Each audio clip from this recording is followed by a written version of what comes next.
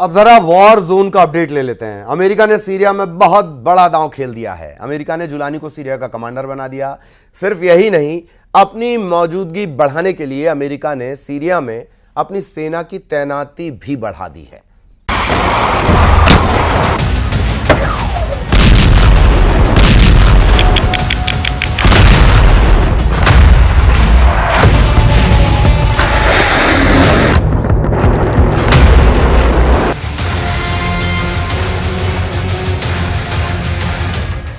क्या अमेरिका ने commander Jolani को खरीद लिया है?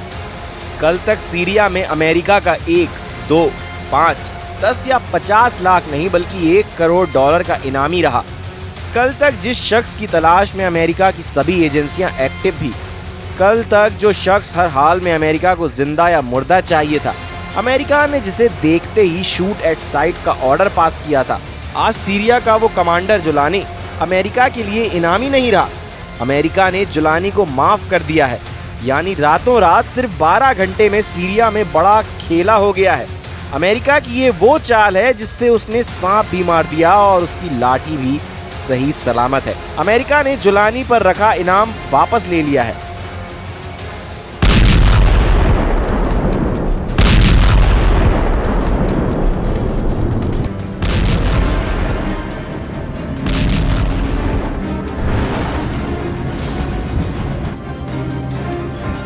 2018 में HTS को अमेरिका ने आतंकी संगठन घोषित किया था और कमांडर जुलानी अल कायदा से जुड़ा रहा है। अमेरिका के ईस्टर्न अफेयर्स मामलों के लिए सहायक विदेश मंत्री बारबरा लीफ ने शुक्रवार को इस खबर का औपचारिक ऐलान किया, जब वो और दूसरे अमेरिकी अधिकारी सीरिया की राजधानी दमिश्क में नए सीरियाई प्रशासन के साथ बातचीत करने के लिए गए थे।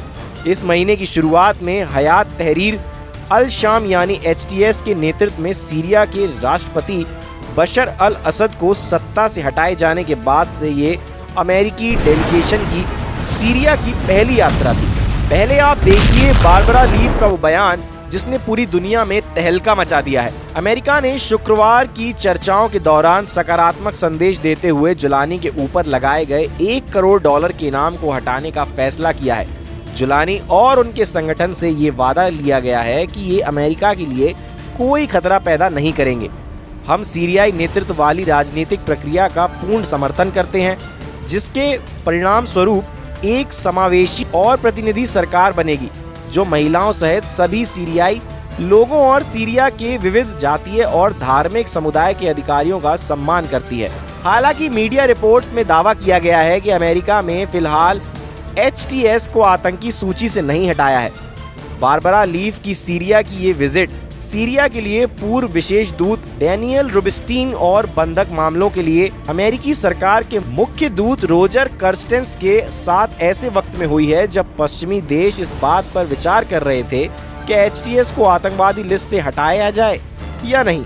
तभी अमेरिका ने कमांडर जुलानी के ऊपर से इनाम हटाने का ऐलान कर दिया। अल जजीरा ने अपनी रिपोर्ट में कहा है कि अमेरिकी सरकार का मानना है कि कमांडर जुलानी की गिरफ्तारी के लिए इनाम हटाने से ये होगा कि सीरिया में अब वही होगा जो अमेरिका और उसके पार्टनर्स चाहेंगे। अमेरिका की सीरिया में दखलंदाजी बढ़ जाएगी। अमेरिका की ये टीम सिर्फ जुलानी के सिर से इनाम हटाने का ऐलान ही नहीं करने गई है, बल्कि उनका एक और मकसद भी है।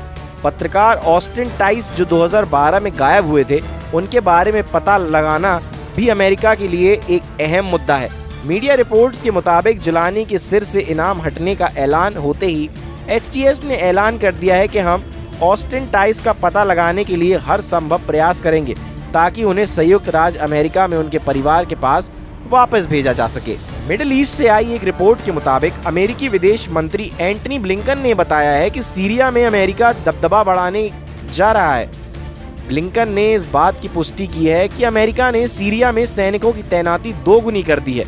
ये सैन्य तैनाती बशर अल असद के तख्ता पलट के वक्त से बढ़ाई जा रही थी। हालांकि पेंटागन ने इसकी डिटेल अब जारी की है, जिसके मुताबिक अमेरिका ने पूर्वोत्तर सीरिया में अपने सैनिकों की संख्या 2 गुनी से ज्यादा कर दी है। पहले सीरिया में अमेरिका के सैनिकों की संख्या 900 थी, जिसे बढ़ाकर 2000 कर दिया गया है। खाड़ी देशों में मौजूद अमेरिका सैन्य अड्डों से सीरिया पर 24 घंटे निगरानी भी रखी जा रही है। अमेरिकी सैन्य तैनाती पर पेंटागन ने जो भी जानकारी दी है, सीरिया में मौजूद स्थिति को देखते हुए अभी कुछ समय पहले ही मुझे इस तथ्य से अवगत कराया गया कि वहां सेना की तादाद बढ़ा दी गई है, जबकि वहां सेना की संख्या कम थी। आप जानते हैं, ये संख्या 900 के आसपास मानी जा रही थी, इसलिए हमने इस पर गौर किया। आज जब हम आपको ये बता रहे हैं तो अब 900 से काफी अधिक कर दी गई है। अमेरिका को तुर्की के राष्ट्रपति एर्दोआन पर शायद रत्ती भर भरोसा नहीं रह गया है। सुपर पावर बार बार तुर्की के मंसूबे पर शक जता रहा है। नए चुने गए प्रेसिडेंट ट्रंप के बाद अमेरिका के विदेश मंत्रालय में भी एर्दोआन की सीरिया पॉलिसी को पूरी खाड़ी देशों के लिए खतरनाक माना है। वहीं अमेरिका विदेश मंत्रालय के प्रवक्ता का कहना है, यह एक बहुत ही चुनौतीपूर्ण मुद्दा है। तुर्की और इन समूहों के बीच लंबे समय से तनाव चल रहा है, इसलिए आगे कोई आसान रास्ता नहीं है, लेकिन यह निश्चित रूप से एक ऐसा रास्ता है जिस पर हम आगे बढ़ रहे हैं। सीरिया में अमेरिका अपनी पकड़ मजबूत करने की सभी कोशिशें शुरू कर चुका है। अल कायदा और ISS जैसे आतंकी संगठन अमेरिका के खिलाफ कभी सर न उठाएं, इसके लिए सुपर पावर ने कमांडर जुलानी को भी अपने खेमे में लाने का जोखिम भी मोल ले लिया है। कमांडर जुलानी की लीडरशिप में बनने वाली नई सरकार से अमेरिका ने बातचीत शुरू भी कर दी है। कमांडर जुलानी पर से इनाम हटाने का ऐलान इसी अमेरिकी पहल का एक हिस्सा है, इसलिए अमेरिका ने सीरिया में अपना डेलीगेशन भेजा है। अमेरिकी राजनयिकों का पहला ग्रुप दमिश्क में है।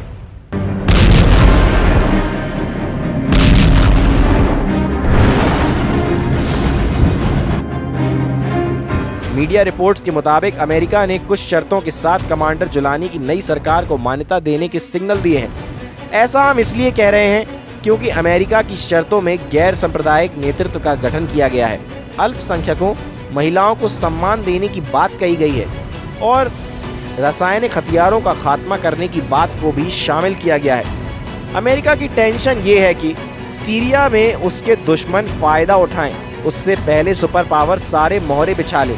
अमेरिका को तुर्की के राष्ट्रपति एर्दोआन और ईरान के सुप्रीम लीडर अली खामनेई की सीरिया में दिलचस्पी ने अलर्ट कर दिया है। मिस्र भी सीरिया में इजराइल के खिलाफ बयानबाजी कर अमेरिका को परेशान कर रहा है। मिस्र के राष्ट्रपति अब्देल फतह ने इजराइल के हमलों पर और कब्जे का खुलकर विरोध शुरू कर दिया है। इस बीच मिस्र के राष्ट्रपति अब्दुल फतह अल सीसी का भी बयान सामने आया है। उन्होंने कहा, हाल में इजराइल के सीरिया के ज्यादा इलाकों पर कब्जा करने, सीरिया की जमीन पर हमले करने और 1974 के समझौते को रद्द करने के एक तरफा रुख के कारण उसकी संप्रभुता का घोर उल्लंघन हो रहा है। मिस्र इन प्रथाओं की कड़ी निंदा करता है और सीरिया की एकता, स्थिरता, संप्रभुता और क्षेत्रीय अखंडता के लिए अपने पूर्ण समर्थन की बात दोहराता है। सीरिया वर्ल्ड वॉर एपिसेंटर बनता जा रहा है। एर्दोआन ने कुर्द लड़ाकों का खतरा बताकर पहले ही सीरिया में सैन्य तैनाती कर ली है। तुर्की समर्थित सीरियाई लड़ाकों और हयात तहरीर अल शाम ग्रुप ने कुर्द इलाके पर कब्जा करना भी शुरू कर दिया है। अमेरिका की टेंशन सीरिया की जेलों से रिहा हुए वो खूंखार लड़ाके भी हैं जिन्हें बशर ने लंबे वक्त तक कैदी बनाकर रखा था। कमांडर जुलानी ने बड़े स्तर पर जेलों में बंद फाइटर को आजाद कर खत्म हो चुके कई टेरर ग्रुप में जान फूंक दी है। वहीं मीडिया रिपोर्ट्स के मुताबिक जुलानी ने लड़ाकों को सेना में भर्ती करने का ऐलान कर दिया है। इसमें वो लड़ाके भी शामिल होंगे जिन्होंने बशर अल असद की सत्ता को सीरिया में उखाड़ फेंकने में कमांडर जुलानी की मदद की है। असद रूस में है और रूस के राष्ट्रपति व्लादिमीर पुतिन की भी नजर सीरिया पर है। वो सीरिया में हो रही हर हलचल पर बारीकी से नजर बनाए हुए हैं। पुतिन का दावा है कि सीरिया से बशर अल असद की सत्ता जाने से सबसे बड़ा फायदा बेनियामिन नेतन्याहू को हुआ है। मैदान सीरिया है, जमीन सीरिया की है और उसमें उलझे हुए हैं इजराइल, तुर्की, अमेरिका और ईरान। ईरान के सर्वोच्च नेता अली खामनेई के जनरल हुसैन सलामी ने कहा है कि इजराइल को सीरिया में दफन कर देंगे। उन्होंने कहा, जैसे ही सीरिया में असद सरकार गिरी, भयानक घटनाएं होने लगी। इजराइल को भारी कीमत चुकानी पड़ेगी। उन्हें सीरिया की जमीन में दफनाया जाएगा, लेकिन इसमें कुछ वक्त लगेगा। इस वक्त सीरिया के आसमान में इजराइल की एयरफोर्स बहुत एक्टिव है। इजराइल के F-15 फाइटर जेट लगातार उड़ान भर रहे हैं और इनको ऐसे ऐसे बमों से लैस किया गया है। इन हमलों पर जुलानी की भी मोहर लग चुकी है, क्योंकि जुलानी ने ना इसका विरोध किया और ना ही इजराइल से युद्ध करने की ख्वाहिश जाहिर की है, बल्कि ईरान और हिजबुल्लाह को अपना बड़ा दुश्मन बता दिया है। इजराइल के इन धमाकों के साथ सीरिया में जुलानी का ऐसा तूफान आया है कि उस तूफान में न सिर्फ बशर अल असद की सरकार उड़ी, बल्कि असद की मदद करने वाले पुतिन और खामनेई का मजबूत खूंटा भी उखड़ गया। जुलानी ने सीरिया में ऐसा जाल फैलाया कि इस जाल में फंसे रूस और ईरान की सेना को सीरिया से भागना पड़ा।